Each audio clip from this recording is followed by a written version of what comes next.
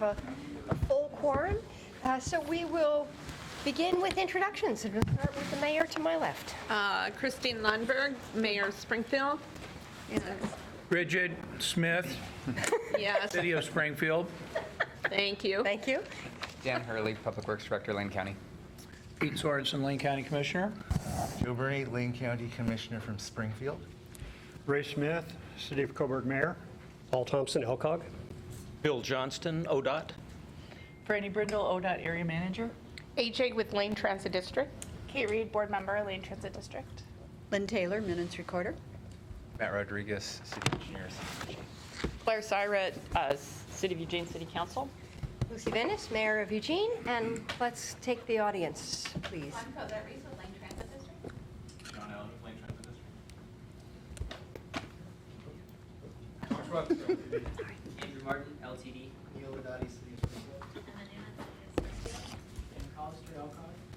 Zico Best. Claire Roth, Best.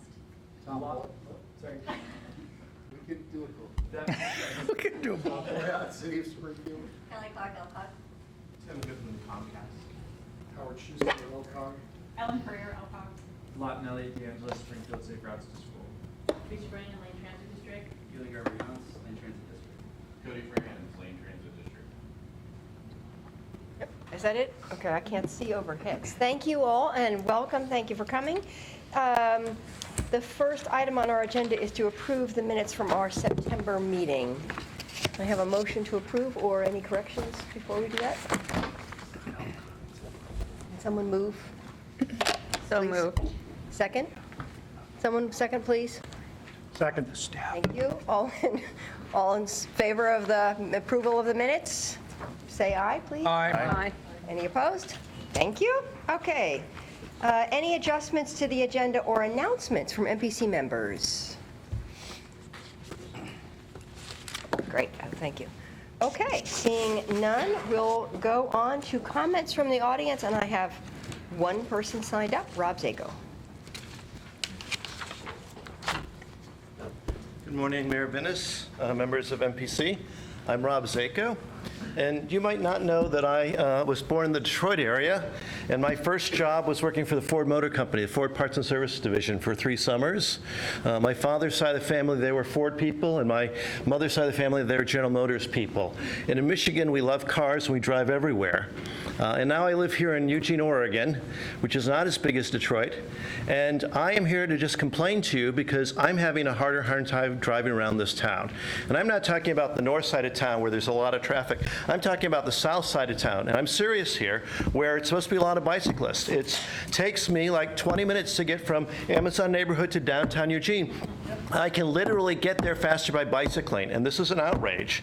And so I've looked at some of the plans that you have, your regional transportation plan, and as best as I can tell, in broad pictures, the plan for the last 20 years was to build the I-5 Beltline change overpass, and that's really good, and that's working great, and a bunch of other stuff. And maybe the plan for the next 20 years is to widen a couple miles of Beltline, but that's not going to help me in South Eugene, and I don't know how I'm going to drive everywhere, and it's really choking our community. And maybe some of you drive and experience this, and I'm being serious here, we have a problem. We have traffic congestion that's getting worse and worse. It's not just the Washington-Jefferson Bridge, although that's sort of showing us a taste of what things will be. And I'm just wondering what the solution is, because I'm not seeing in the plans that you've adopted that we are going to do anything about this other than just get worse and worse. My time's probably out. Maybe next time I'll come with some suggestions. But we have a problem here, and I think you're the people who deal with these transportation things. We've got a lot of traffic congestion. It's getting worse. Okay, thank you very much. Any response, any comments to the comment? Okay. Oh, well, yep. After. No, go ahead. Hand your hand up Commissioner. first. Go ahead. Well, mine was a silly comment, not really. So, Rob, in Detroit, do they call your parents a mixed marriage? Yes, absolutely. Ford and GM, very different cultures. I am sorry. Yeah, That was that's my- okay. That's okay, Mayor. Did you want to say something? Well, I want to reiterate what Rob said. Yes, we still are completely a car-oriented society.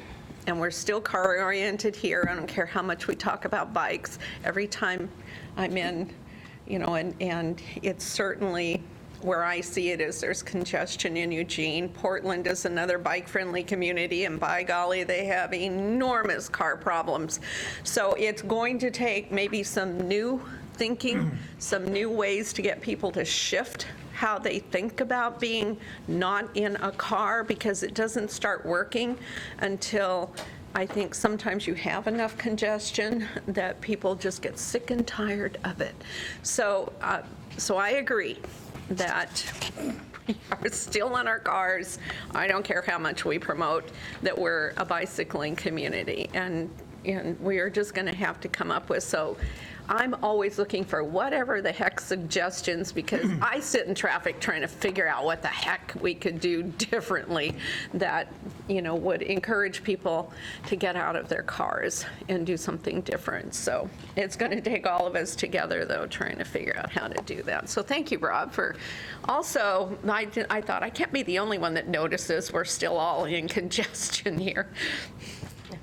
I just want to say that right before the meeting, I was talking with our friends from Lane Transit District and about that the MPC had a presentation, and I'm just going to say for the longtime MPC staff that I believe it was a Bavarian scientist, a sociologist that ODOT paid to come to Oregon and look at Bend and Eugene and some other community. What was the other one? Salem? This is probably 20 years ago, and Tom, I don't know if you remember, but this was the... Yeah, and ODOT, decided at a big high level, let's bring in some real smart person who has had experience with the human behavior. What does it take to move people from whatever type of transportation life they have to a different one? And he gave this presentation in Bend and Salem and Eugene, and right here, in fact, I think even in this room. And it was, I was wondering, how difficult it would be to get the video of that, or even get him to come back, or maybe have Mr. Thompson practice a German accent and just sort of do the presentation as if he were this hair doctor, whatever his name was, because I think it would give some insight to the answer. And I think that everything that LTD is doing and trying is aimed at trying to get people to see a better lifestyle, whether that is walking, bicycling, taking the MGO, taking the bus, taking the MX, all of the different ways that we can move around. And also, and this is from a public health standpoint, Lane County Public Health, is that we live in an extremely sedentary society, and I think there's a correlation between cars and being in a sedentary society. So if we could get people to achieve a bit of personal health and a bit more responsibility in the field of moving and walking and biking, and if we could get them to do more of that, we would have less incidents of cardiovascular disease, intense medical costs for employers. And at Lane County, and I will point to Mr. Hurley and the executives at Lane County, we have had the distinction of being one of the top healthiest employers in the state repeatedly now over the last, 3 years or so, would you say?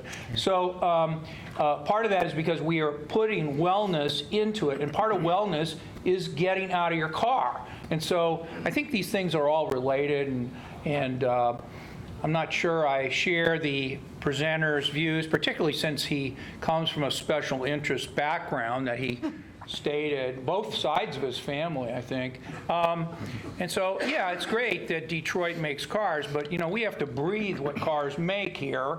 And so I think we ought to be taking a more holistic look to our car culture. Okay, thank you very much for those. Yes? I think I'm just going to add, in both response to the public comment and Commissioner Sorensen. First, fortunately, I took German in high school, so. But aside from that, We are about to embark on an update within the next couple of months of the NPO's long-range plan, and that'll be a 1.5 to 2 year process. We're in the currently out looking for consultants to help with that work. We have an RFP out, and that is going to open up all of the topics that the NPO can discuss around transportation. Health and transportation is admittedly one that hasn't been discussed much in previous iterations of the NPO's long-range plan. It certainly can be a topic of discussion over the next 1.5 to 2 years. Specific issues of congestion or areas where there might be improvements to address that certainly will come up during that discussion. So we're going to be talking about these things very shortly. Great. Thank you very much. And now let's go on to the agenda. First item, amendment to the 2018-2021 MTIP. Looks like we have Dan Callister and Teresa, or Dan. Thank you. This is the amendment to the Metropolitan Transportation Improvement Program. This is a point-to-point request to program $106,268 of STBG funds for the Safe Routes to School program in the Springfield School District for federal fiscal years 2020 and 2021. Last month, this was presented in conjunction with a public hearing. A public comment period has been open for 30 days and closed September 28th. There were no comments received. And last month on the 18th, the Transportation Planning Committee formally recommended MPC approve this request. We do have point-to-point staff here who will be able to answer questions if you have any questions about this. Otherwise, what is being requested is approval of Resolution 2019-05, which is in the packet, which would program these funds into the MTIP. Okay, thank you. Are there any questions or comments, anything needing clarification on this? Can we have a motion to approve? So moved. Second? Somebody? All in favor? Please say aye. Aye. Any opposed? All right, that, oh, yes. I just want to say thank you. Okay, thank you. That passes, and thank you. Yes, thank you. Excellent, thanks so much. All right, on to the next OMPOC event and survey. I will lead that off. The packet contains a brief cover memo and a copy of a survey that went out. So a little bit of background here. The Oregon NPO Consortium, at its most recent meeting, approved moving forward with planning for an OMPOC summit or event of some type that OMPOC would host, tentatively scheduled for November of 2020, so a little over a year from now. OMPOC has done this a couple of times in the past and has had very good attendance. And what OMPOC decided at its last meeting was it couldn't quite focus on a topic yet, so we said, let's survey all of the MPO members, not just the 2 members here that serve on OMPOC on your behalf, but all the MPO members, and indeed beyond that, some other electeds. So you should have received an email from Kelly that asked for your input on the survey that is copied in your packet. And so far we have only 9 responses to that statewide, although we understand that 3 or 4 of the other MPOs are talking to their boards within the next week also. OMPOC's next meeting is a week from tomorrow, so they'll want to look at this input and maybe start to narrow down on a topic for the summit. Of those 7 topics that are suggested in the survey, I can tell you that the 9 responses so far, I'll just run through them real quick. The first one, creating a culture of equity, has about 50% very interested or extremely interested, but also has a little over 20% saying they're not so interested. The second one, equitable pricing, has about 87% saying they're somewhat or very interested, but no extremely interested in the equitable pricing. Impacts on housing and affordability has well over 50% in the top 2 interested, and if you take the top 3 interested, that goes right up to nearly to 100% of the responses. Climate change and transportation, that's pretty evenly spread. 22% extremely interested, 22% very interested, 33% somewhat interested, and 22% not so interested. Freight needs has 66% extremely or very interested, and the other third somewhat. So 100% showing some interest in freight. Impacts of shared mobility, the sixth topic suggested, again, has about 90% in the top 3 interested responses and 10% not so interested. And community outreach strategies is really sort of falls in the middle, a mix of interested and not so interested on community outreach. So what we wanted to try and do today was, number one, encourage you individually to respond to this if you haven't in the next week before the next OMPOC meeting. And two, individually or collectively give us some input today. Okay, thank you very much. I'm interested just in that initial data, so thank you for sharing that. There are comments or questions about the survey? Yeah. Well, as Kate and myself are the 2 representatives at OMPOC, it would be great to have some feedback from MPC that we could advocate for at the state level. If we're putting together the topics, then it would be most helpful. Otherwise, we could just make it up on our own and just advocate for what we wanted. So getting your input would be great. So you'd like some feedback right now? Yeah. Yes. If you had some feedback Yes. right now about what you're most interested in, that would be very helpful. Great. Mayor? It's very long range, but living in Coburg and having a daughter that is committed to public transportation for everything, even that little 3-mile separation, public transportation is just miserable for us. And I think long range, I've talked about it in the Lane Act, but we have an awful lot of commuter traffic from another county that goes through our town and affects our town in the traffic. And most of it comes to Eugene, Springfield for employment reasons. And so long range planning to get some kind of public transportation where we can cover these commuters that are doing 20-mile commutes from a community into metropolitan areas. Also, just for Coburg, it would have been really nice for me to be able to get onto public transportation and come into town here, but it would have taken me an hour and 10 minutes to do it. And so it's just not feasible for me, so I climb into my vehicle and drive into town and be part of the problem. So those are issues that I think, it's a double-edged sword, because if we provide that transportation, then more people will probably want to live outside of the city to come in and work. But I think it's going to happen either way. And housing costs, I think, are a big part of that. So they go to Harrisburg and Junction City and even Monroe, and then drive to Eugene, Springfield for their jobs. Other comments? Yeah, Commissioner. And you suffer the wrath of your daughter.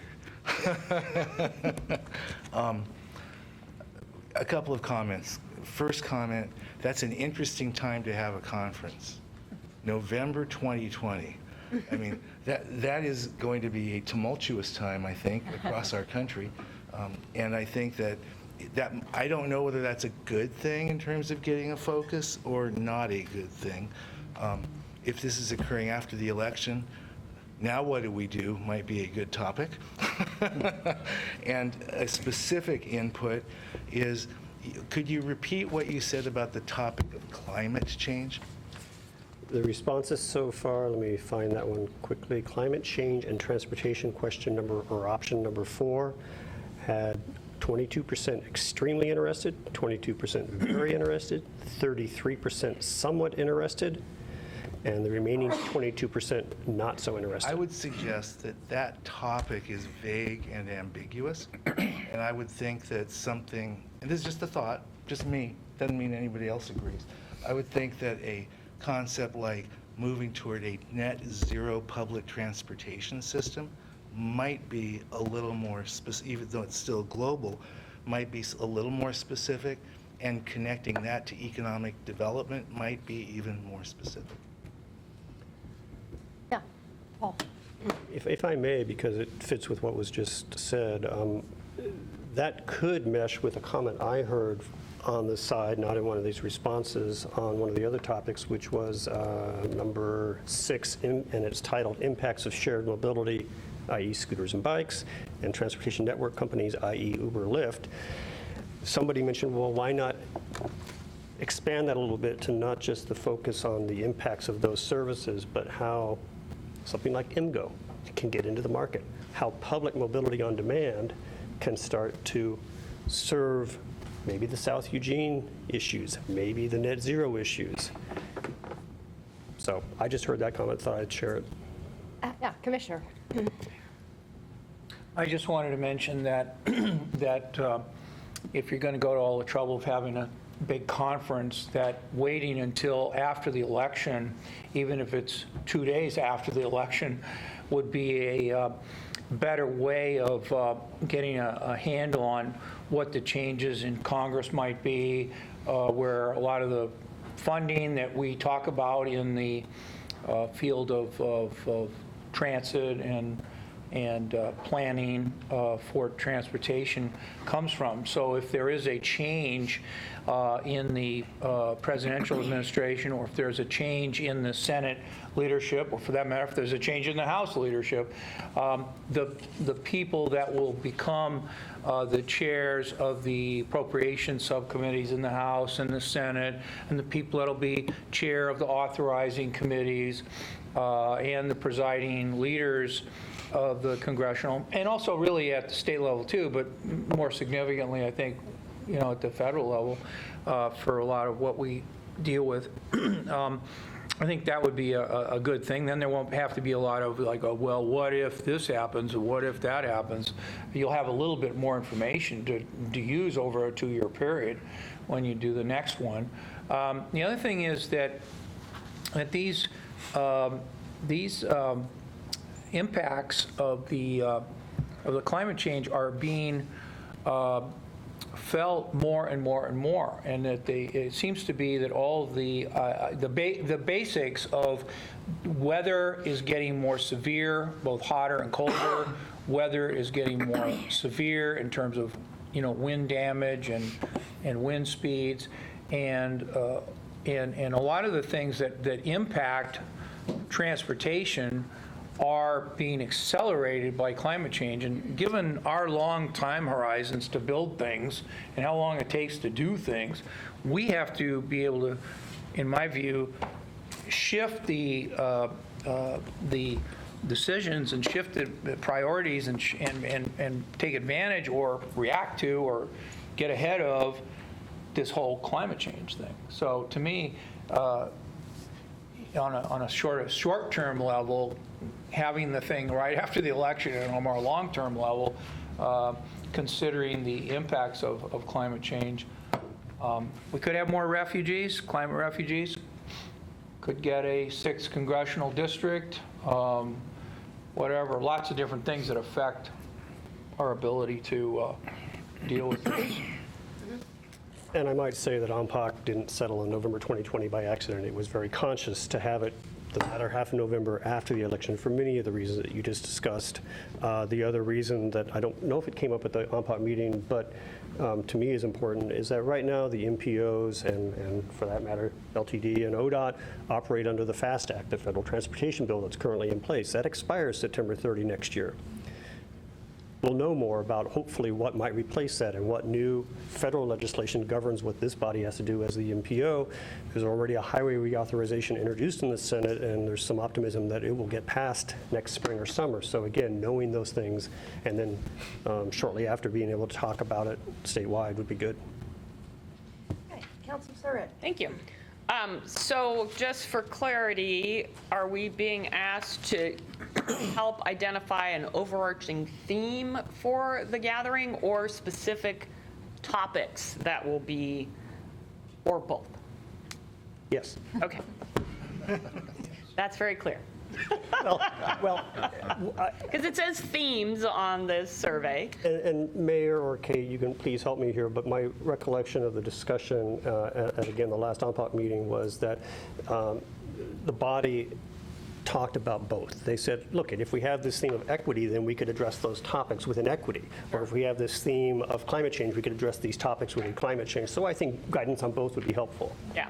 Well, I see a lot of interrelationships between all of, pretty much all of these topics. And to the mayor's point around transportation options for folks who live outside a metro area, because it's not just our metro area that experiences that. I see that topic number 3 as even what is the impact on transportation regarding housing and housing affordability, right? There's a feeding mechanism there. People are choosing to live outside the metro area because it's more affordable, and that affects their transportation choices. And then I agree that just climate change and transportation is such a broad topic. So, is it the idea of how does transportation respond to climate change, or how is climate change going to be affecting our transportation needs? So there's 2 ways to kind of frame that. So I think housing and its relationship to transportation impacts, I think is a ripe topic in our state. And that also relates to climate change and how we respond to that. And then I think how we respond to climate change involves how we deal with equity and how we acknowledge that some of us, in terms of just our personal financial situation, are more capable of responding to it than others. So that's my feedback. Mayor? Something else? Well, I was going to address the fact that, why we timed the way we did. But I will make one other comment, because I do know somebody that's working at the federal level that's specifically working right now on the next transportation bill, because it's being prepared as we speak. But since the Democrats haven't been in charge of actually being the ones to write the bill since 1991, there isn't a lot of collective history from the party about how to go about doing that. So the idea right now is to write the blueprint for that legislation and let it move forward as a blueprint. So this would be the moment, if you're looking at a blueprint, that we need to be cognizant of how that legislation comes to be as we're moving forward, because it is a brand new, they only do it every 5 years.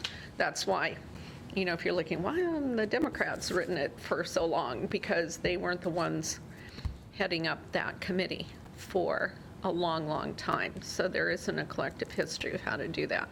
But it is just in the blueprint phase right now. So whatever, we'll probably need to be giving some input at our federal level long before that point in time too. So just so you know. Yes. Yes, I mean, that's how it's going to work back there. So for those of us that spend January or whenever, when it's freezing cold back there, is to be aware that we should have that our top priority by the time we get there.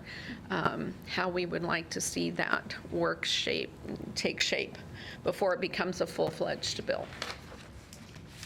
Did you want to respond? Well, and one of the things that's interesting, and I think I mentioned this at our September meeting, is that the bill I referenced that has been introduced in the Senate is a highway reauthorization bill.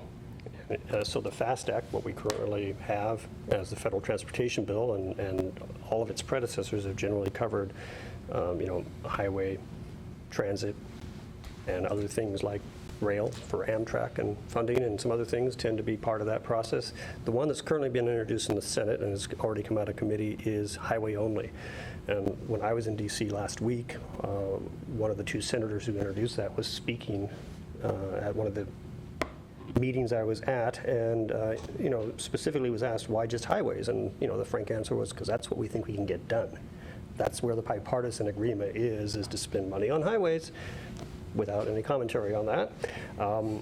But, transit, rail, Amtrak, even aviation is going to be more difficult. We don't know if those are going to happen even before the November 2020 election cycle. It may be that we're still waiting to see, and we'll still want to be trying to form input into those other very important pieces of legislation. So there's a lot of uncertainty, and so far it's being rolled out differently than it has in the past. I want to just thank you and add a couple of comments of my own. I particularly want to reinforce Claire's comments about transportation and housing, which is when we look at the City of Eugene's Climate Action Plan, the two big buckets in terms of impact on climate are transportation and buildings. And when we respond to, Rob's comments around congestion, it is, people needing, obviously, and to raise, people needing to get in their cars to get somewhere. So it's really our questions around connectivity. And as we're trying to create a wider array of housing, a slightly, addressing that missing middle housing, developing along our corridors, how we're trying to build within our urban growth boundary, has a direct impact on climate change, it's going to have a direct impact on the cost of housing, and it's going to have a direct impact on the capacity for our transit system in particular, and our biking and walking to be more robust. There should be more users. So some things that don't seem as viable today will be more viable 5 years from now or 10 years from now if we're anticipating it. So I'm thinking about the Transit Tomorrow work and how we're creating that frequency of service and those corridors. So I think, this is a long way of saying, item 3, transportation and housing, seems to me sort of the crux of the issue for us as local governments in terms of how we're enabling people to get from their homes to work and everywhere else they need to go, and addressing those congestion issues and the air quality issues and carbon footprint issues feels to me like the central issue. So thank you. Thank you. Thank you, thank you. All right.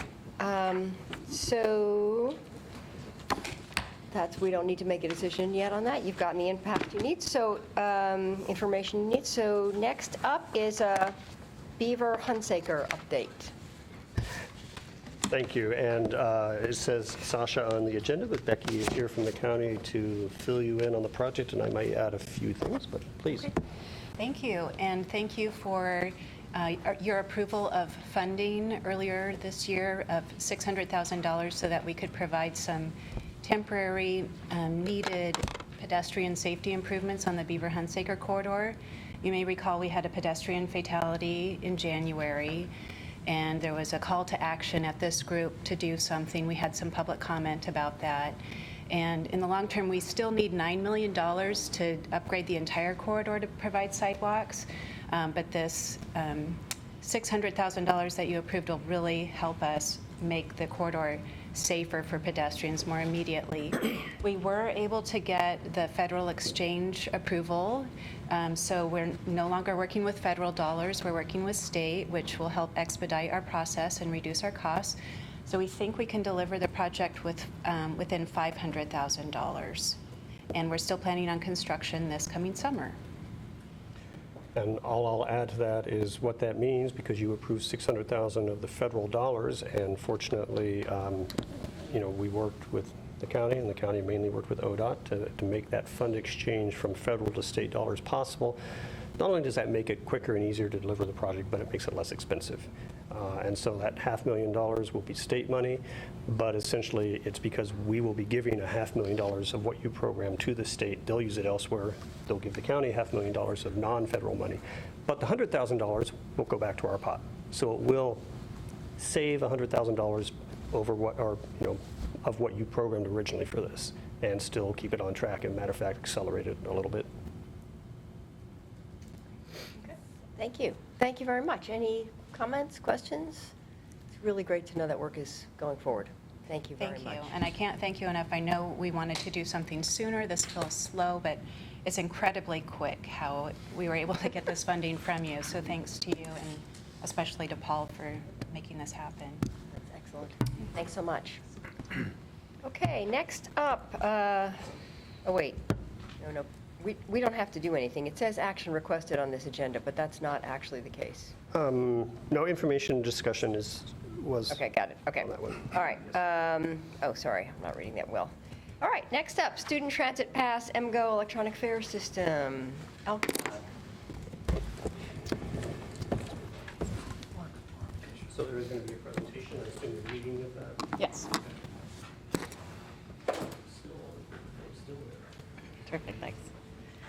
So Mayor Venus and members and participants of MPC, we appreciate the opportunity to be here today to share with you some information about a few of the exciting projects that we have going on at Lane Transit District. I'm Cosette Reese. I'm the Director of Specialized Services at LTD, and I have with me today John Allen, who is our Accessible Services Specialist and oversees our MGO and other Mobility on Demand pilot projects. So we'll be doing a bit of a joint presentation today.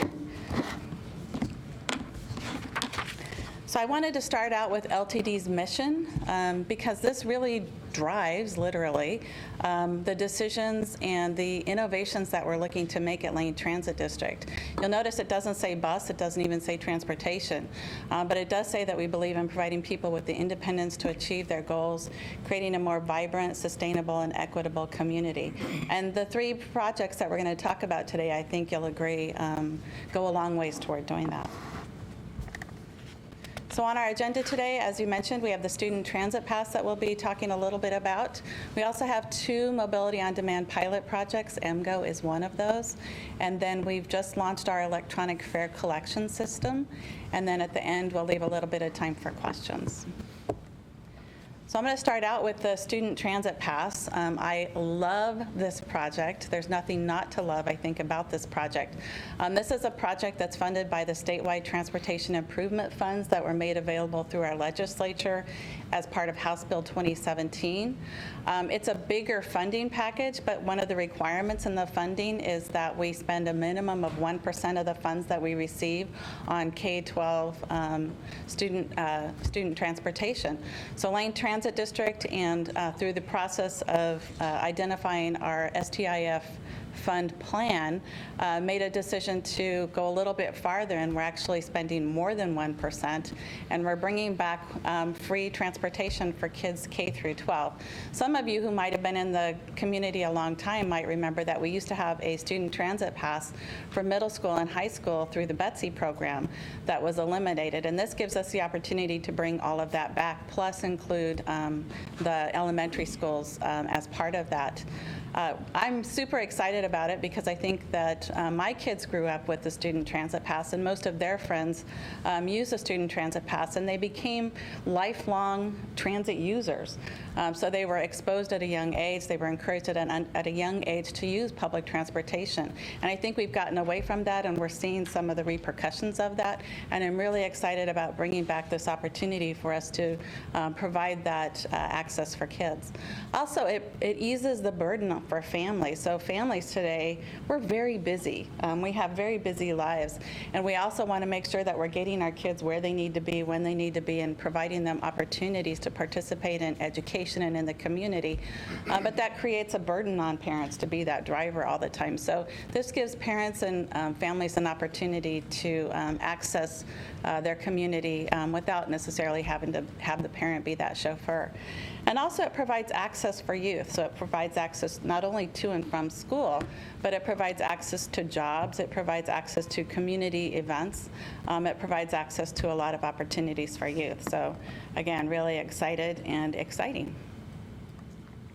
So the Student Transit Pass was implemented on September 1st. We've been working with the school districts and Lane Education Service District to provide promotions and the communications around the program. Currently today, all students have to do is get on the bus and tell the operator that they're a student at K-12 and they're welcomed aboard. Probably around January 1st, we'll be transitioning them to our new Touch Pass system, which is our electronic fare collection system, and I'll talk about that a little bit later. And that's really important because even though it's free for them to use, the Touch Pass system gives us the opportunity to measure how many students are using it and how they might be using it. So it's really important for us to get them transitioned over to using the Touch Pass system. And during the month of September and October, initially it was just September, but it was so popular, we've expanded it into October. Parents and guardians can ride free with their kids. And that's really important because as school is coming up, a lot of the phone calls we get at customer service are parents who are terrified that their kids are now going to be using LTD bus to get to and from school or other activities, but that's the only way they can get there. And how can they be sure that their kids are going to know where they're going? So this gives those parents and guardians an opportunity to go out and ride with their kids, and not only do they get the experience, but they can help support their kids. So that's really it about the student transit pass. Again, we left some time at the end for some questions. I'm going to transition now over to John, who's going to talk to us about our Mobility on Demand and Mobility as a Service program. Absolutely. So touching back just on LTDs Mission, we've got a lot that we have to be proud of in our community. So we're actually the first public transit system in the country to have fully wheelchair accessible bus fleet. And so people choose to move to and live in our community because of the public transportation options that we have, some of the accessibility features that are built in. And so we continue on in that spirit today of innovation and leadership and that kind of vision and foresight just to be able to really implement these types of programs in a way that are going to be a benefit to the community. So we were able to do that before that was required and legislated, and to be able to do that in a thoughtful way. And so we're trying some new services today. And so we have Mobility on Demand is one of those options. So you're probably familiar with services such as Uber and Lyft, and so this is our attempt to try and leverage technologies to be able to help people get where they need to go. The first one I'm going to talk about is the Cottage Grove pilot program that we have. So this was the first test market that we're using to try out our Mobility on Demand service. This is very different from what typically people may be used to in waiting outside at a bus stop for their bus to be able to come. So this is origin to destination service. It picks you up right where you're at and it takes you right to where you need to go. It's available within the Cottage Grove city limits. We started in January, so we have a fair amount of data, and I'll be able to share some of that with everybody here today. And the intention is to try out some new technologies and to see what works, what doesn't, to be able to make some adjustments, and then to be able to determine if this is something that we want on a more ongoing basis. So for the Cottage Grove connector, we're using a technology that's created by a company known as Transloc. The app, if you were to go to either your Apple or Android stores, you download what's called the Transloc app. And so this allows people to be able to book a ride directly from their phone. Now, we also know that not everyone is going to be using technology in those kind of ways, so we also have some other options. People can do it directly either from a website or just with a regular phone call. People can book a trip. And this is within the Cottage Grove city limits. They'll be able to dispatch a vehicle to be able to pick someone up directly where they're at, and then try and create some efficiencies that we can't always get when planning a bus route. So we can take people to places that they might ordinarily not have been able to go.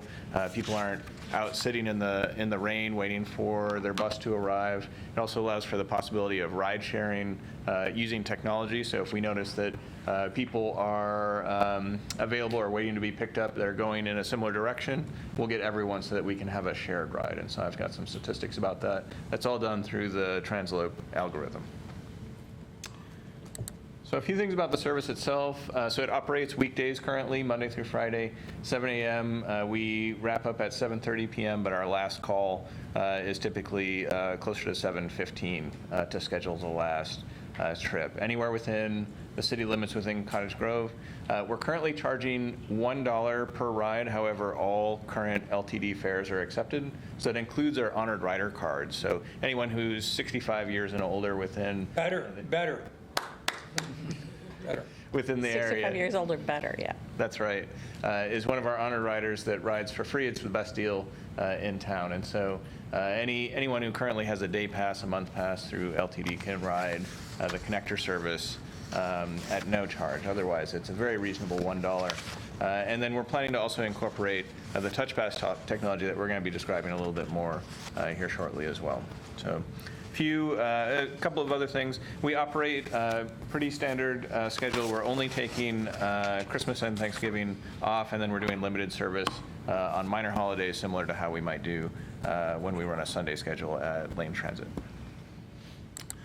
So the ridership, you can see it's starting to increase as more people are becoming familiar and using the technology. So we're noticing that very roughly about 75 people every day are accessing the service. We've noticed that the demand was such that we actually had to incorporate a second vehicle during peak service hours just to be able to handle the increased demand. We're noticing, because we are covering a large geographic area, that typically there's under 10-minute wait time, which is pretty good for the size of coverage that we've got. One of the other things that we've noticed is that over time, the costs per boarding have been steadily decreasing. So we're getting more efficient at operating the service. And that's something that we would expect is as we get more used to using and deploying this technology, that we can do it in a more efficient way. And that's coordinating with all of our partners and stakeholders who are working with the City of Cottage Grove. The South Lane Wheels nonprofit is a strategic partner that's helping to promote and operate this service. So some things to keep in mind, our fixed route service, currently our cost per boarding, if we were to send one of our 40-foot buses, is roughly $5.50 per boarding. So this is a little bit more than that. And then for our MX service for the rapid transit buses, it's a little bit under $3 per boarding. So this is a little bit more of an expensive service at this point in time to use these new technology. And it's something that we're watching in very closely just to kind of make some comparisons both for the type of service, the cost of service, as well as what opportunities it creates for folks to be able to access transit that may have ordinarily not used it or driven a car. So the other thing that we're noticing is just that over time and over the course of the pilot program, more and more rides are what are called shared rides. So these are folks where multiple people who may not have ordinarily coordinated are essentially carpooling through the connector service. So we're finding through technology, more than one person through their app says, hey, I'm in North Cottage Grove and I need to go towards South Cottage Grove. We're going to take everyone together and do one trip. And so it makes it more efficient for us to take people who might ordinarily have ordered two separate taxis or driven their own vehicles separately. So we're able to do that by using the technology. The average length of the trip using the connector service is roughly about 2 miles. So we're taking people through a pretty big geographic area using this type of service. And so I'll contrast that a little bit with the MGO. And so hopefully folks had an opportunity to see and visit with our MGO vehicle we had parked outside right before the meeting. These are all electric, and so they're very handy. They go a maximum of 25 miles per hour, so they're well suited for the downtown area, but not so much outside of downtown. We're doing currently, this is very new relative to our Cottage Grove service. So we started our connector in Cottage Grove in January. We just started the MGO in late August. So we don't have as much data, but the intention remains the same to be able to run this over the course of a year to learn what works, what doesn't, and to be able to collect more information about the system itself. So we're currently doing about 25 trips every day using the MGO, and the average trip length is much shorter, so we have a smaller geographic area. Average trip length is about 1 mile. The average wait time is also considerably shorter, so usually 3 to 4 minutes, which is very short to have a vehicle that comes directly to wherever you're at within the downtown area to be able to pick you up. So this is also done through the exact same app. So if you download Transloc through your app store, that means that you're able to book trips either at Cottage Grove or in the downtown area, and it works the same way. So we also have we currently have 3 of these vehicles in our fleet, and we have a 4th one ordered that is wheelchair accessible. So that is on the way. A few other statistics just to be aware of. We've got our average number of passengers per day. You can see that over time. Now, qualitatively, what I've heard is that as the weather has started to get a little bit more rainy, we're seeing more people who are taking an interest in this service. So we may notice that people who might ordinarily not choose to go outside or go for a walk during the rain, or you choose to use their personal vehicle, or instead choosing to access MGO, and it becomes a more attractive option as the weather gets a little bit rainier. One of the other new variables is that school is just starting, and in particular we have a lot of new folks coming in for the U of O starting school over there, and so we're expecting that more folks are going to start to pick up this technology and utilize it. And so we're just starting to see that now, and we're in the very preliminary stages of being able to collect some of that data. As far as from day to day, what we're noticing is that most frequently people are utilizing this during the noon hour. So during the early morning hours, our business is a little bit slow and it starts to pick up steadily throughout the day. This could potentially change over time. So one of the intentions is to provide an option for folks who may want to park and ride. And so we do have some options for people to be able to say if they want to leave their personal vehicle at the fairgrounds or at the courthouse and then take an MGO directly to their work site. It's a more convenient option to be able to do that. And so I've included just a few stats on, this is a heat map of our pickup locations. So when someone hails a ride, this is typically where we're noticing that they're hailing it from. And so popular locations are no surprise. We see 5th Street Market, the Holt Center, Lane Transit Districts, Eugene Station, of course. And we've also got featured on there, you might see some green dots of people that are walk-ons. So these are folks who are hailing an MGO. So one thing that's unique to our downtown service is that even if you don't have an app, if you see the MGO going up and down the street, you can wave it down and it will pick you up. So it is very convenient. You can't necessarily rely on that in that they don't have a set route. They're not going in a loop, and you can't count on them to necessarily pass by you. But if you happen to see one going by and you happen to be downtown and you're even going just a few blocks away, it's an option to potentially save you some time. So we're noticing that those are some of the typical locations that people have used as far as pickups, with the kind of yellowish orange colors being more frequent pickup locations, and the blue less frequent, and green being our walk-ins. So we also are keeping track of where people are choosing to go. That's very similar. So we're noticing that folks are still wanting to go to places like 5th Street Market, Holt Center, Lane Transit. One new one that's we are dropping off far more people than we were picking up is the Amtrak station. So that's something that we're able to notice. And also just something that's kind of new to us by utilizing technology. So this isn't data that we would typically have access to otherwise, say for using an app or being able to leverage some of these new technology options. So just to summarize all of this, eventually at some point we are going to need to determine whether or not this is a successful program that we want to continue on an ongoing basis. And that's not just up to us. So this is a partnership that we're doing with important stakeholder groups. We're working with City of Eugene, Layton County, LCOG, Ride Zero is currently our program provider.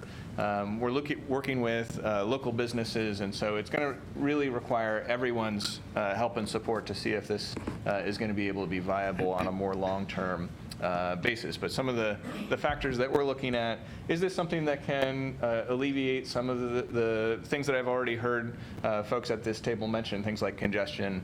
Can it make it easier just to relieve some of the parking situation downtown? We're going to be seeing if, are people utilizing this, and are we able to offer it in an efficient way? So those are all kind of measures of success that we keep in mind. And in addition, this may create some synergies with our existing public transit service. So folks who are using this as one piece of accessing public transit, so being able to get to Eugene Station to then get on one of our fixed route bus systems.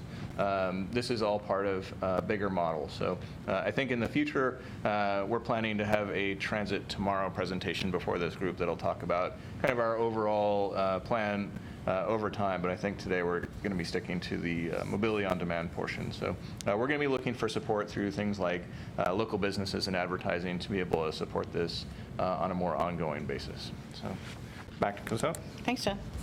So I have just a couple of slides to talk about our TouchPass electronic fare collection system. So prior to August 1st, all of our fares were validated visually. So we had, and we still do have, paper passes, we have group passes, we have lots of different types of passes out there. And it's very problematic for the bus operators to be able to, without a doubt, say that this is a valid pass, as well as it's kind of confusing for our customers, and it really does slow down boarding. So we looked at, and we've just implemented the TouchPass electronic fare system, and we're implementing it in a phased approach. So it's a big chunk for LTD to bite off, and it's a big chunk for our community and our riders to bite off. So we launched our mobile app first, and just a little bit about TouchPass. It's a smart technology, so you can use either a mobile app on your phone or a tap card. And I think we're going to see people having preference for one or the other. You can also move from one to the other. So you could use a mobile app and then decide that that doesn't really work well for you.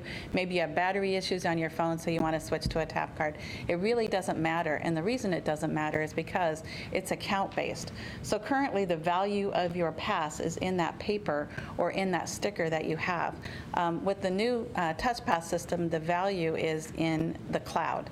The value is in an account. So you could lose your tap card and still have access to your value just by going in and deactivating that tap card and then creating a new connection with a new tap card or with a mobile app. So it has some distinct benefits there, and I can tell you we hear from a lot of parents and a lot of folks who just purchased a $50 bus pass and come in and are really upset that they can't get a replacement. So this enables people to be able to do that. We have some new fare options. So we have our traditional fares, we have our monthly pass, we have our day pass, we have our 3-month pass, but we also now have something called stored value. And this operates a lot more like a Starbucks card. So rather than purchasing specific drinks on your card, you just purchase stored value. So you would just put $10 or $15 onto your Starbucks card. And you can do the same thing with this in your account. You can just put a value in your account, and your account is tied to a certain fare type. So it would be tied to if you're an adult, or it would be tied to if you're a half fare or a youth, or if you're an honored rider and it's free. So there's different fare types that we would set up for you, and then you would just be able to purchase your fare by tapping either your mobile app or the card at the validator on each of the buses. The beauty of stored value, and one of the things I think is really exciting, is it really goes a long way toward equity, where today, in order to take advantage of a discount by purchasing a monthly pass. So you can purchase a half fare $25 monthly pass or a full fare $50 pass if you're an adult. But you have to be able to come up with that money at the beginning of the month, and not everyone can do that. This gives you the opportunity to over the course of a month, add $25 to your account. And as long as you're using stored value to get on the bus every time, once you reach $25 or $50, the rest of that calendar month is going to be free. So it's going to convert you over to a monthly pass. So you don't have to have all of the money up front. And for a lot of our community, that's significant. And because cash is cash, we'll always still be accepting cash at the fare box. I'm going the wrong way. Some of the benefits of the electronic fare system are that it speeds up boarding. So as I mentioned, the bus driver doesn't really even have to interact with anyone other than to listen for the sounds and look at the lights and make sure that someone has valid fare when they're boarding. It increases independence, so people today have to come down to Eugene Station or go in sometimes and put money or purchase fares at retail outlets. They can do this right from their home on their computer, or they can do it from their mobile app. The new TouchPass system comes with its own retail network. So you know that you can go into a Safeway or an Albertsons and they just have racks of cards, and you can purchase a card and go up and have it loaded. It's the same retail network. The difference is that you have to come with your own card. So once you get the tap card, you can go to any one of 70 different retail network locations in our community, including in rural areas, and give them cash or give them a debit card or a credit card, and they can just add value into your account. You can also do it, so parents can do it remotely. You can put money into your kids' accounts without actually having to give your kids cash. So there's just a lot of opportunities. It also increases accountability, and I'm not going to, I don't mean to pick on the University of Oregon, but if you're someone who's a U of O student in the last 10 years and you have a U of O ID, you can ride today with that U of O ID because there's no way for us to validate whether or not that ID is current.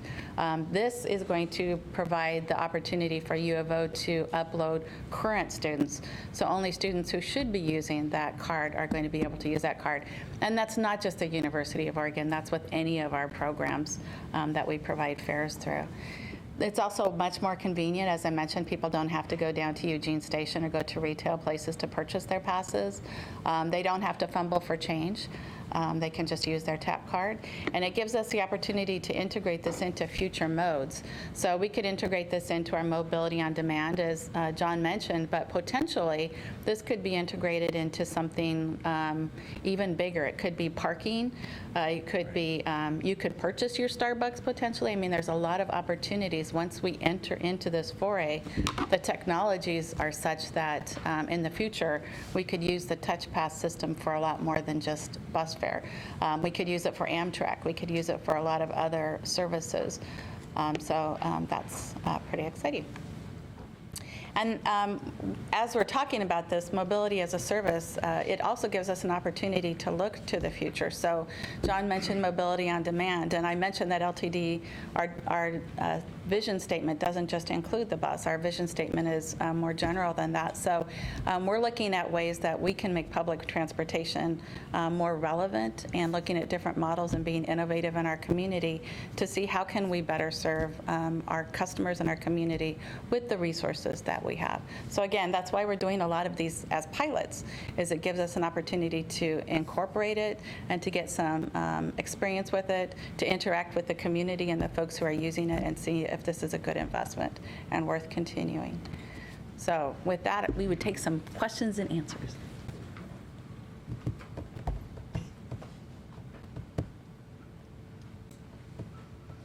Thank you. Thank you. Very much. Sorry, I had to migrate back to the front. Thank you. It's wonderful. Commissioner, comment? Just curious, with all this technology, the upside is you get all this more information. You have the ability maybe in the future to sell Amtrak tickets. But in the meantime, there's a lot of expense associated with all this technology.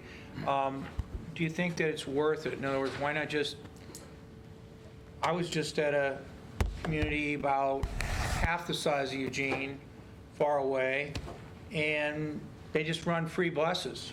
So people just jump on the bus, get off, and there's no are you poor, are you rich, there's no credit cards, there's no money, and yeah, the transit agency has to suck it up, and maybe that won't work here, but just curious. So that's a great question, and we are continuing to evaluate this. For instance, actually all of these are technology-based solutions, and one of the benefits that they all provide is data. So currently, when we're planning our routes or when we're looking at service, we don't necessarily have the best data available to help us make good decisions. So all of these services have the ability to provide data that can help us make good decisions. And then, whether it's free or costs fair, I think that's a whole nother conversation. And it is not just about, in my mind, it's not just about the data. It's also about convenience. So again, the more that we can do to make our services more convenient, and some of that convenience includes technology. So whether or not we're charging a fare, for instance, on the MGO, just having the technology that enables people to call a vehicle. So mobility on demand in particular represents a very different model than public transportation, where public transportation you expect to go out and it's published. You don't necessarily need technology technology to go out and catch a bus. But then that means that you have to go out to a location and you have to meet our times, where Mobility on Demand gives you the opportunity to say, I want to be picked up here now. So it's really taking public transportation to people rather than having people go to public transportation. So it's a very different model. And really the only way that we can do that is through technology. So I agree with you. Technology and data is a big responsibility and also can be a big cost. And that's something that we'll be continuing to evaluate. You want me to add? Commissioner?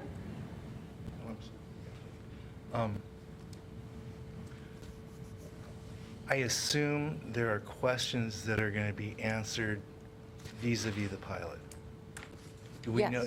Yes. Can you share with us what those questions are, or and do we have a mechanism to input some questions that we might want to have answered through the pilot? Did you want to answer that? Sure. So it's absolutely true. So part of our purposes as pilot programs is that we're looking to find out what works in determining what success is. And so we're actually in the process of developing our passenger survey in the Cottage Grove area. And part of this is going to take some time. So our MGO service is relatively new. We're going to need to be able to take some time to see how exactly people are utilizing the service. And so some things may in fact change over time. However, I would encourage everyone at the table to please let us know what kind of measures of success you may be interested in, or other data that you'd like to make sure that we are sharing back with this group, and we'll do our best. And I will take my first not thought through stab at that. I would like to know, as a result of the pilot, what the cost benefit of reaching populations that are truly needy are. And I especially believe that with the Touch Pass, you'll be able to get at some of that. Obviously, if I may, just a few. Obviously, the more people that use a service in a given area, we'll see the kind of charts we saw, right? The cost per thing goes down. I'd be very curious, is that a 40-person bus in Cottage Grove? Did I hear that correctly? So for the connector service, we're currently using a cutaway. So it's Ford Eldorado Aerotech, if you're familiar with those. They have How many seats? It's got 10 plus 2, so it's 10 ambulatory seats and then 2 wheelchair or mobility device seating areas. Okay. So it'd be curious to know, right, how full that is on a per ride basis. Right. I would be curious to know, and I know it'll break down, the cost per ride and the cost for all of this stuff. When I heard new technology, forgive me, I'm just going to do this real quick and then stop. When I heard new technology, I understand the app, the technology of people communicating and the logistics of rides. Did I also hear you say that all of these are all electric? In downtown Eugene, they are all electric vehicles. In Cottage Grove, I don't think that would have been feasible for us, so we are using a gasoline cutaway. Okay. I think that will be feasible in the very near future. That could be. You might be looking at that. For sure. What are the costs to LTD? Does LTD own the buses? Are the people driving them employees? Are there I'm sorry, yeah. So LTD currently owns the vehicles, and so we've purchased them, and we're able to innovate using some of the grant funds that have made available, such as through the STIF funding that's currently in place. However, we have program providers who are operating the service. So in Cottage Grove, that's through South Lane Wheels, which is a nonprofit. And here in downtown Eugene, we're using Ride Zero as our program provider. These are currently through the pilot program periods, and so if these were to be extended into the longer term, that could be part of the conversation. But currently, LTD owns the vehicles and is contracting out the service itself. Thank you. And the last thing, because several times you mentioned that some of the most frequent trips are to the Holt Center or to Fifth Street Market, and those to me are not places where are more vulnerable and poor maybe are always going. Sure. So I imagine as you track locations, you'll figure out a way to understand that. And Commissioner, I think you hit the nail right on the head. So, and that's one of the reasons we have two different pilots, and the pilots operate in two very different communities. So when we're looking at destinations for the downtown Eugene area as being Fifth Street Market and the Halt Center, when you compare that to Cottage Grove, it's community services, it's the hospital, it's very different locations. And we did do an early survey with the folks in Cottage Grove, and one of the questions we asked was, how would you have made this trip if you weren't using that service? And a lot of them said they wouldn't have been able to make that trip. So we're really trying to look at two different communities, and where does this model and where does this type of service work better? And I presume over that, when do you expect to have the pilot over so you can provide that information? So we're currently looking to do 12-month pilot periods to collect kind of minimum baseline data. And then we're also looking to potentially align both our mobility on demand services in Cottage Grove and in Eugene, because they had different start dates, to align them to have the same ending date. So that would be potentially in August of 2020. Great. Any other? Yes. Thank you so much for your presentation. And I know that's a lot of information. Those are just 3 of the things that LTD has been working on for the last many years, amongst a number of other large projects and initiatives. The one thing I did want to point out is about the cost per boarding for the Cottage Grove pilot. And I know that when we were in DC in February, AJ and I met with the Senate Banking Committee, and one of the things that they were most interested in was our cost per boarding in regards to comparing it to our paratransit cost per boarding, which I believe is in the $30 range. And so the potential for being innovative with this kind of service that we're offering takes it from $35 per boarding, which oftentimes is reimbursable, and there's a delay, and it's very complicated. It comes out of somebody's pocket at the end of the day, whether it's directly out of LTD or it comes from the state. It's money being spent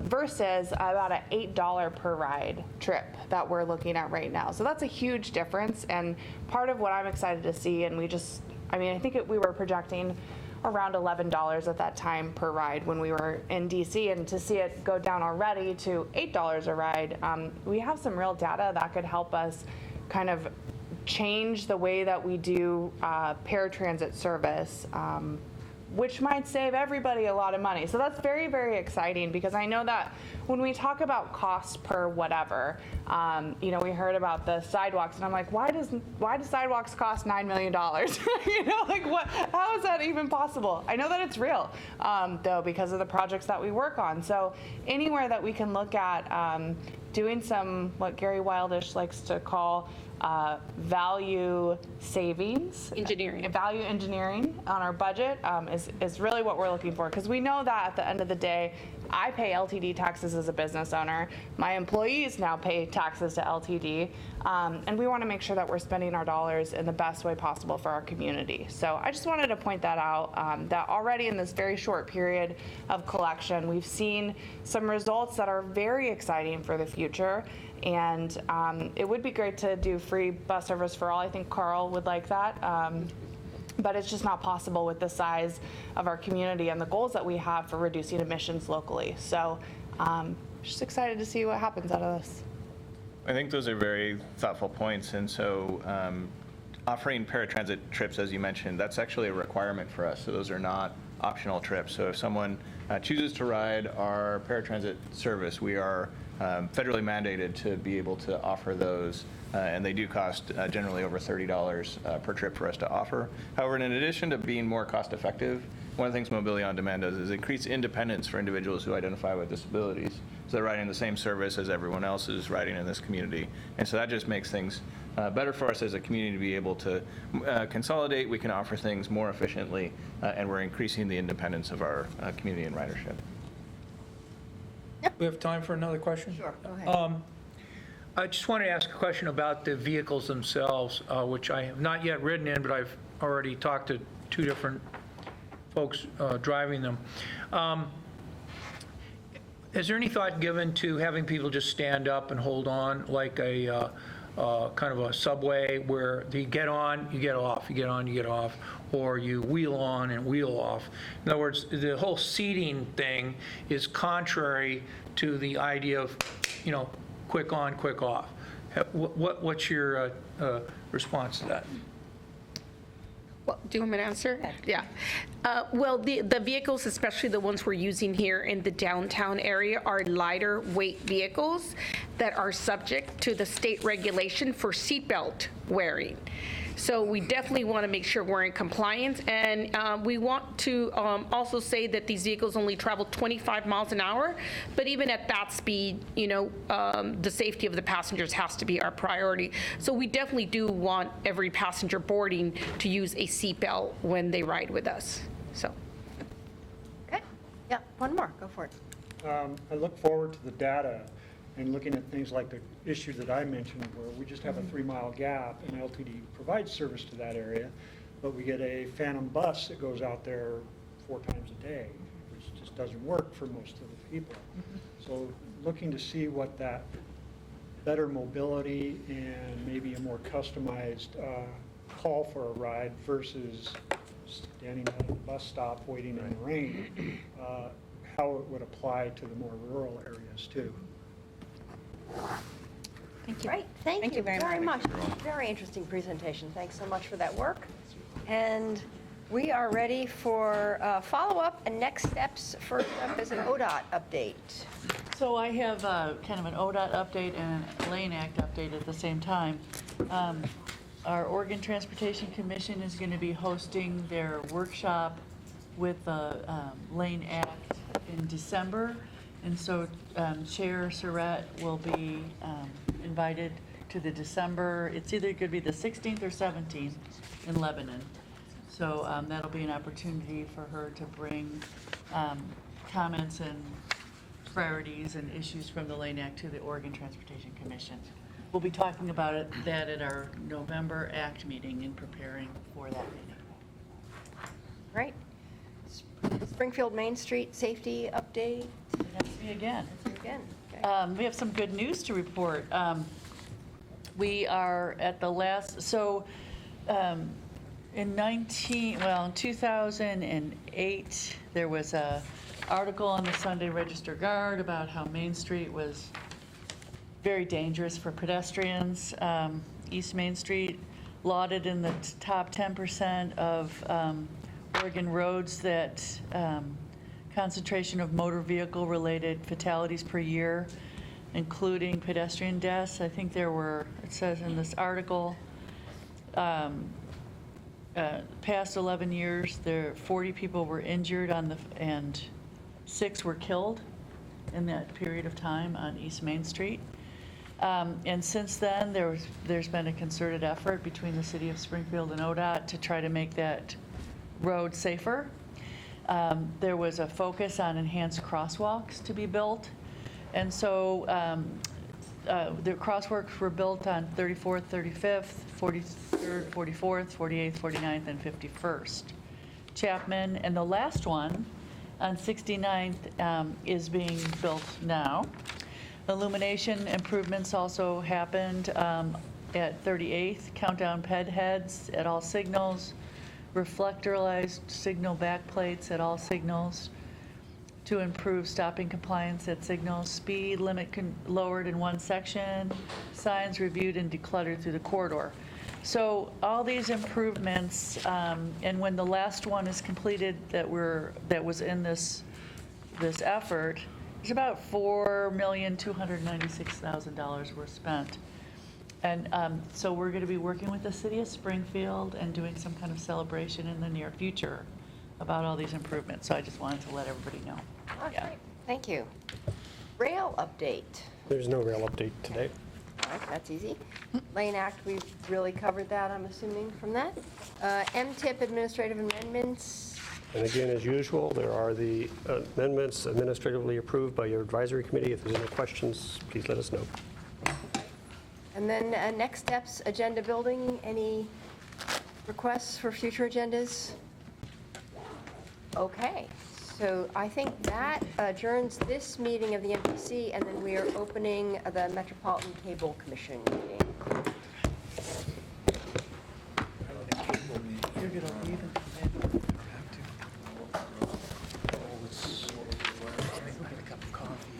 Starts in February. Wow. Thanks. Have to stay for another meeting. I think some of this will be. I drove today. Mobility. The post office, I could have done that via LT. Then I gotta go to Bell. Then I gotta go.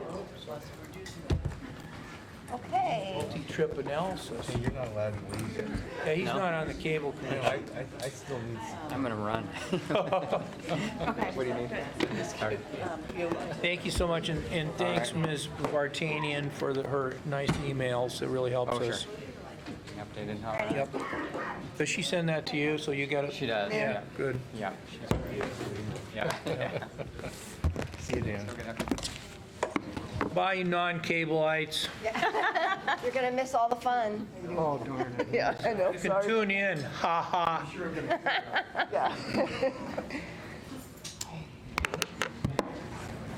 Okay. We have for the Cable Commission, the first item is just to approve the minutes. Folks could take any remaining MPC business out the door, and then we can do our Cable Commission. So the first item is to approve the minutes from the September 5th meeting. Do I have a motion to approve? So moved. Second. All in favor, say aye. Aye.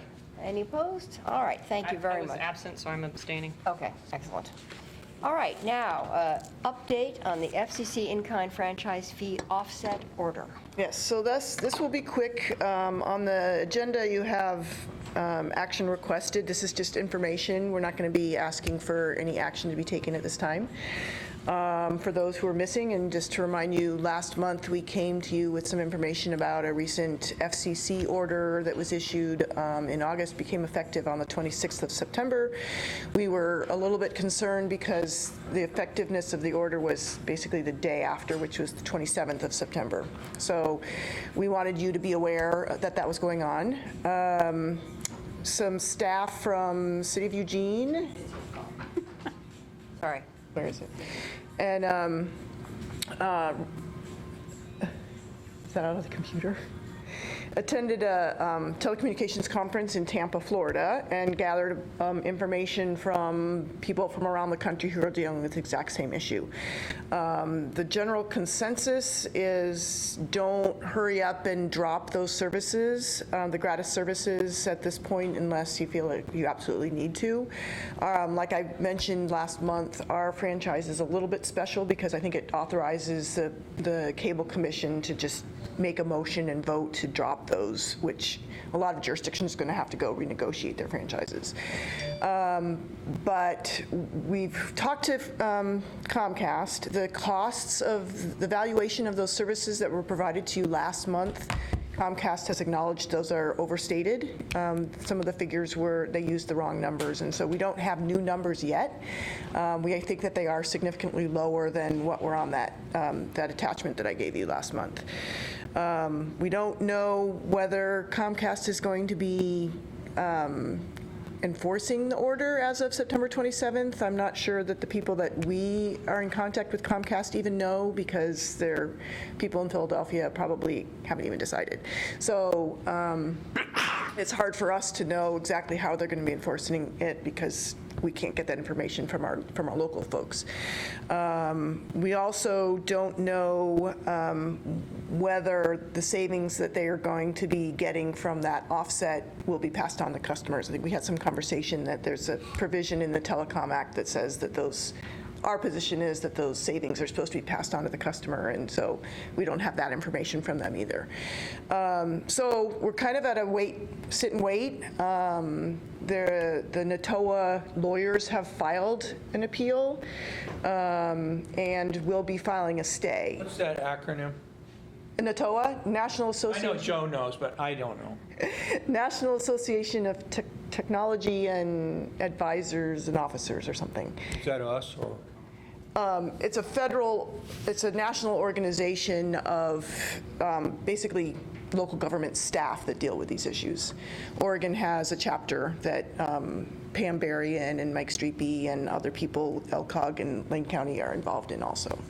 It's technology officers. Yeah, it's a great association where people can share information, and they keep it confidential. When it's litigation related, they keep it confidential among themselves and share information about how different cable operators are negotiating different franchises around the country. So the message basically is it's still ongoing. We don't think that we should jump and do anything at this point. We'll keep you informed. Staff will keep you informed. The statements for the quarter ending in September will be coming out. They may make it clear, or they may not, because there's only like 3 days in there, the 27th of September to the end of September. The next quarter, the last quarter of 2019, will probably be a little more indicative of what's going on. If those numbers are significantly different. So we may ask you to take action before that, and we may not be asking you to take action until after that, depending on how this litigation turns out. Yes, Commissioner. So the first thing I would say is I think these updates are really important, and we should schedule this for the next time the MPC meets so we can get another update. Second thing is, after our last meeting, I sent out an email, and I think you got a copy of my email, didn't you, after this meeting a month ago? Yeah. And so our IT director was not aware of this, so that was one benefit of casting out. The other thing is I asked them to terminate my service in my own office because I haven't been using the cable TV much. And the other thing is Mr. Rickoff, who's our Director of Operations and kind of our number 2 in the county administration, he told me that the numbers that we were talking last time, way overinflated, at least for the county. So the number of televisions that are being used on cable that we are supposedly now paying for post September 27th is much lower than what the estimate was. Right.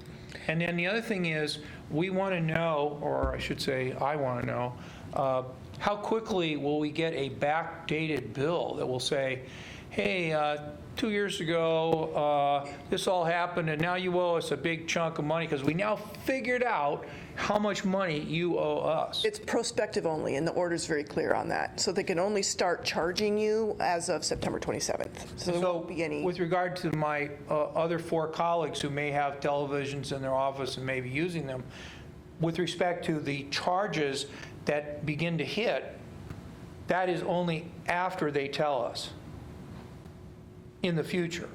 No. They're billing us. Yeah, we don't know. I mean, arguably, they could start charging us on the 27th without even having a negotiation. And arguably, you're saying, I don't want that service anymore, may not be sufficient to do what you hope it does. I did return the box, too. Okay. Because they have, the Comcast, I believe, has a lot better records of how many boxes and how many connections than we do. Yeah. And then the other thing is, let's talk a little bit more about how much the ratepayers are going to get back, right? Because that money that we pay, the public entities like school districts, counties, cities, that we pay for the services that we presumably are going to be paying for, that money doesn't go back to Comcast. And Mr. Comcast and Mrs. Comcast and their 4 children, the Comcast kids, that money goes back to the ratepayers in our community. How do they get that money? Do they send a check? Yeah, I don't know how that's going to work. I mean, my position, my belief is that Comcast probably doesn't agree with that argument that our folks are making, is that the act says you have to get that back to the subscribers. I'm sure they're going to make an argument that that's not. Well, I think it's a huge consumer issue, and even if there's difference of opinion about it, we should be advocating for that, to protect those consumers.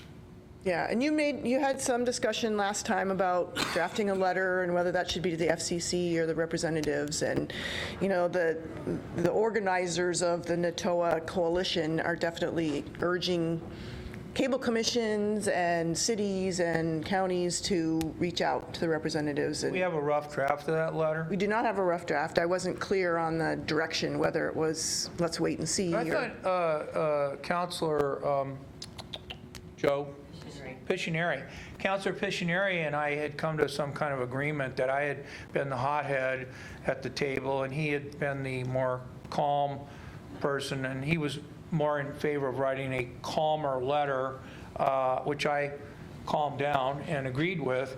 Are we going to go ahead with that inquiry letter? It's up to you. I can certainly, at your direction, we can certainly draft something on behalf of the commission that the commission would send. Would you like to make a suggestion, or could I calm down and make a suggestion? How about, I move we send a letter drafted by our friends at LCOG that reflects our concern and inquiry about how consumers will be reimbursed and how the public customers will be starting to pay. And we just ask. And we send that to our 3 members of Congress that represent Lane County. That would be Senator Wyden, Senator Merkley, and Representative Fazio. Not try to burden everybody else with that, but that's our Eugene, Springfield, Lane County Cable Commission request. So that'll be my motion. That's a long motion, but I'll second it. Okay. I thought it was very precise, yeah. Can I make a comment? I mean, I guess I'd be inclined to expand that to not just like, how are you going to pay back your consumers, but maybe a more general statement about the order and the how wise it is. Agreed. Okay. Yep. So the process here is you're going to draft this letter on our behalf, That's correct? And then we'll come back, and Yeah. if a majority votes on it, you would draft this letter on our behalf. We would have a chance to then approve that draft if we decide to do this. Yeah. Right. You're shaking your head. Well, I'm not nearly as wedded to this concept. Right. This is as calm as I And this was a recommendation from NATOA from that conference, that we should express our concerns. They were definitely urging folks, whether it's cable commissions or mayors or staff, to make your thoughts heard. Okay. Yeah, Commissioner. As I recollect, sitting next to Commissioner Hothead over here. We're kindness, too. We've been briefed. Please. I believe we discussed last month this more general letter, and I believe your recommendation is wait till you go to that conference and let us know what occurred. Yeah. So I think we're on track. That's right. Yeah. I think, your suggestion is the direction we already agreed to take at this point and not before it. Yeah, I And- agree. And I think we're good. Okay. So we have a motion. It's been seconded. All in favor? Say aye. Aye. Any opposed? All right. Here we go. Thank you. I think that's right. And any other information, business to address here? All right. We are adjourned. Thank you so much.